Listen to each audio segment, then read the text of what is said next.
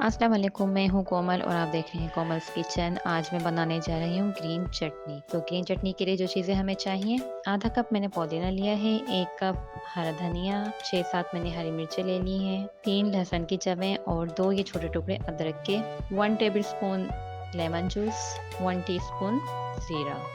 अब ये सारी चीज़ें हम ब्लेंड करेंगे, इसमें सारी चीज़ें ऐड कर देते हैं।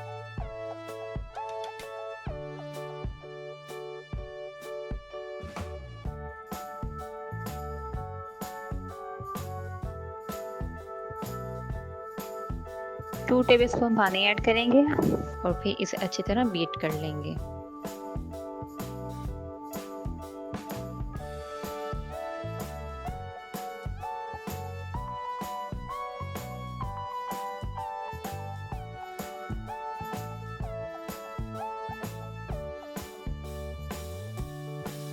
वन फोर टीस्पून काला नमक, 1/4 टीस्पून नमक, 1/4 टीस्पून चाट मसाला ये ऐड करेंगे और इसे अच्छी तरह मिक्स कर लेंगे। अब हम इसे डिश आउट कर लेंगे।